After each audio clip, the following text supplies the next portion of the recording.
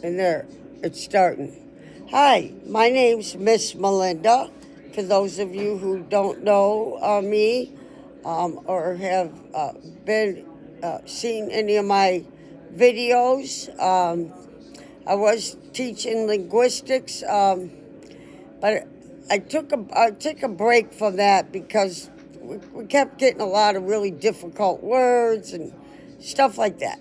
And so, and when I would read for linguistics phonetics, I picked the word phonetics. I will do all the words, but when I googled or printed off like 18 pages of phonetics under linguistics, it just kept getting more. You'd look the definition of one word, you'd get 10 more that you need the definition.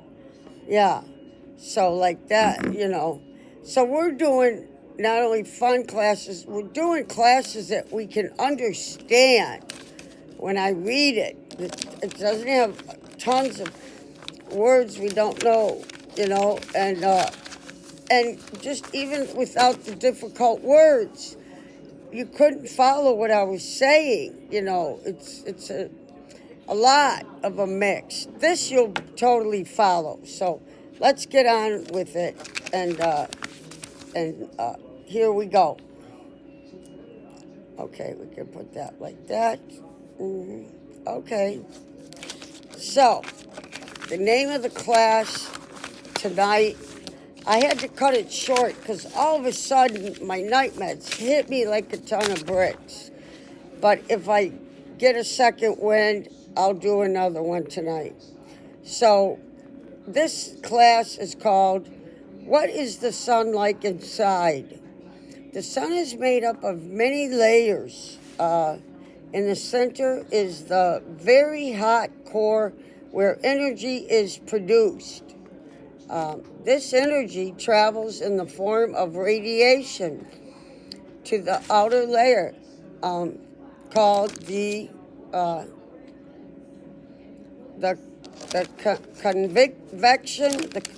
convection region. There, currents have hot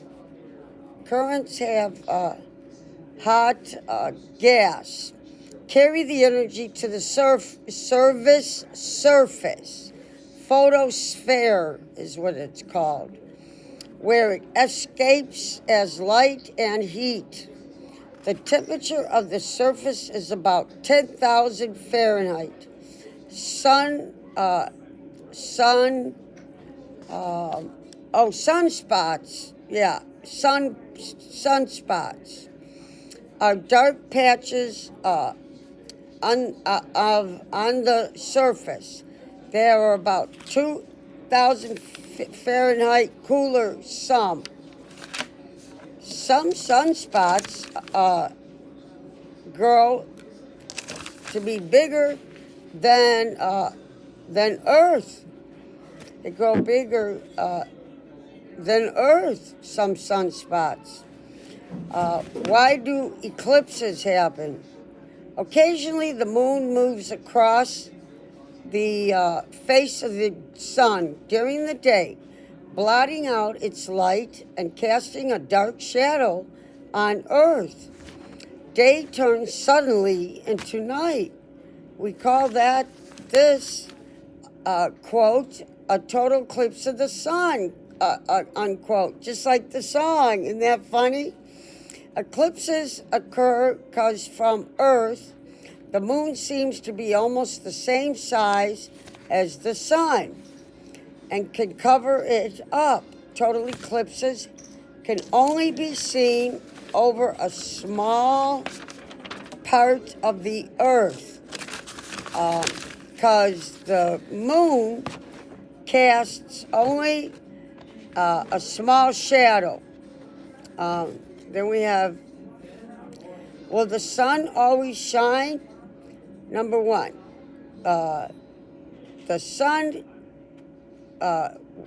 was born along with the rest of the solar system. Isn't that fascinating? The sun was born along with the rest of the solar system about 5 billion years ago. it has been shining steadily ever since. Number two, in another 5 billion years, the sun will swell up and get hotter. Each listen to this one. This is creepy. Earth's oceans will boil away. That's like the first thing that's going to go when the sun is burning up the earth. It's going to burn the oceans. It'll get hotter. Earth's oceans will boil away, and all life will die. That's scary to think of, isn't it? Yeah. Who knows? Maybe Jesus will create another planet. Okay, number three. As the sun gets bigger, hotter, redder,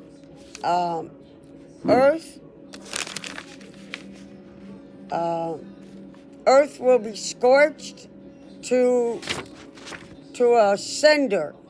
In time, it may be swallowed by the sun's outer layers. 4. The red giant sun will gradually begin to shrink again. Eventually, it will become a white dwarf. They have white dwarfs, I think red dwarfs. I don't know. They got all kinds of dwarfs and things. I studied a little bit of this on my own. Not recently, this little while. But the water is what goes first, you know. So it's an interesting subject because so I do not talk religion, okay? I don't talk religion, politics, or abortion. But I just want to say, and this isn't, I'm just slapping out a thought that maybe this will happen. I'm not saying it's a religion. I'm not saying, I was told this by my church. I'm just suggesting out of my own head. I don't know, but I'm just suggesting it's a thought that we all could really will have. All of us probably are wondering when the sun burns up the earth. We all want to know, is God going to create another planet? That's the exciting mystery, isn't it? When the sun burns up our planet, is he going to create another one for people like us? Not weird-looking aliens. They're all always made in the image of God. Okay, now I'm getting too religious, so I'm going to stop it there. But I will say, it's just a thought. I'm not saying I believe this. I'm not saying I believe it. I just think it's an interesting thought for all mankind. None of us know when this planet burns up, is God going to create another planet? None of us know. And that's the interesting, profound thought to think about and ponder on your own sometime. And maybe converse with some friends of yours. And what's your opinion? Do you think God will create another planet? It's an interesting, profound thought. I like to just talk a little bit after because I only took these notes because all of a sudden my night meds hit me like a ton of bricks. So I just thought, I could talk a little bit after it since I'm awake enough. While I'm filming, I'm awake enough. So yeah, I'm going to be teaching a little more about the solar system. What I'm going to do is I want to there you go. I want to get you to I want you to read. I'm going to tell you the planets that are from the closest to the sun. I'm going to give you a list of the sun, the 9 planets and which planet's the closest, and then the next, and the next, and the next. But that's all I'm going to do with that. Because my big goal, I mean, I want to teach everything in this one book I have. Is a fabulous book. Nobody has it. It's so fab. Anyway, this book, so no, what I want to do is each planet, okay, they have a section in the book. So I'm going to teach a little about, I'm just going to tell you the order of the planets, who's closest to the sun, and then going out further. But then I want to get to the planets, okay? The only thing I want to get into at this specific time, when I'm ready to start the more of the solar system, okay, in my book, so you have a pop quiz every 2 pages. And also, so I want to teach you, like, how many hours are in a day on this planet, and how many days are in a week, and how many weeks are in a month, and how many months are in a day, how many months, and how many decades are in Earth, you know, compared to Earth. How many decades is Earth as equivalent to Earth? And it'll tell me Earth is worth, you know. So it'll be like that, and that's all. After all that's done, I love space. I love it. I will be happy to teach you all about each planet, the surfaces, everything. But my main goal is to fascinate you with the time differences of planets, all of them against each other. It's not just, you know, compared to Earth. So you got these planets, and it's like outrageous.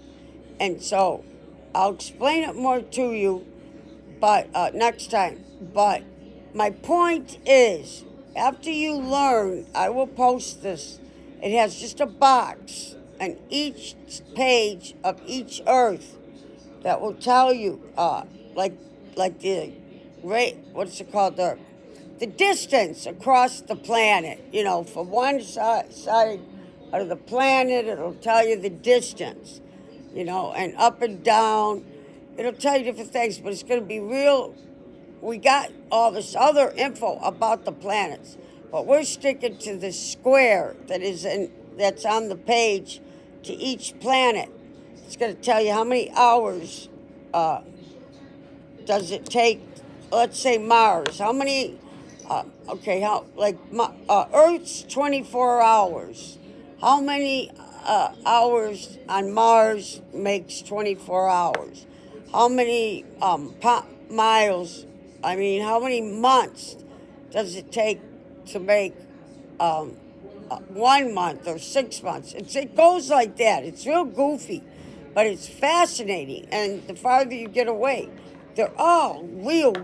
I mean, you're talking like one of them's like, you know, a year is like maybe 3 months or something, stuff like that, like real wild. You know, like a year is in another planet, just another, you know, maybe a year on another planet is 2 years. So it's real wild, and that's very interesting. You've probably never even thought of that, and we're talking all 9 planets, and then this conclusion theory. When I learned about this, that fascinated me. I had no idea that all the planets were so time difference. I'm talking like 365 days a year on Earth. Might be 5 years on another planet, or it could be 1 year on Earth could be maybe 3 months on another. It's like that, real wild. And the conclusion I drew, I came up. It made me come up with a theory. It made me come up with a theory, and and um, and this is my theory. I believe that I believe that it's possible because of all these different time differences on every planet. I think it's possible that, I mean, space has done things we never thought we could do, and they just keep doing more and more and more. I believe with all these different time zones that we will be able to travel when we get enough technology and space, space studying, going up to these different planets and all that. That we might be able to beat Einstein's theory of what the sound and light. We might be able to beat that, and I believe because of these time zones that are so different, like so much longer days compared to one other planet, or a year could be 2 months and stuff like that. That tells me mathematically, logically, that we might be able to make it fly to the future, and we might be able to make it to the past. That would be so cool if it happened before I died. I would love to have them send me in a time machine. There was a movie called The Time Machine. I would love to have them send me back to the 60s and then the 70s and 80s as who I am today. It would be fascinating. It would be fascinating. And actually to get to go back to the 90s and the new millennium as who I am today. Things would have been so much different, and my parents wouldn't have had such a hard time with me. Okay, I love my parents very much, and they're looking down at me from heaven, saying, "We're real proud of you. You got cured off alcohol 12 years ago. We never thought you'd get off alcohol. You got cured off alcohol 12 years ago, Melinda." My mom and dad are saying, up in heaven. They're saying up in heaven. And then they're saying, and you got cured off of cocaine 21 years ago. '04. We were all still living together. And we were so proud of you when you got cured off the coke in 21 years ago. We're so proud of you and what you've done with your life.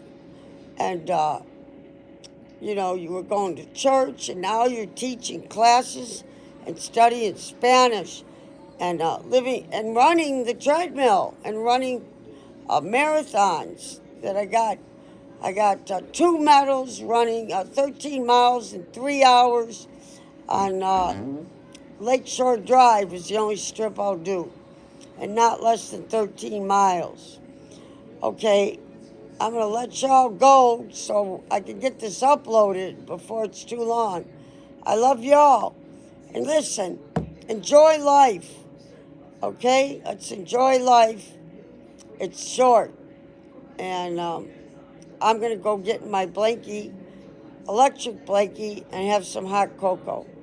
Good night. It was nice talking to all of you.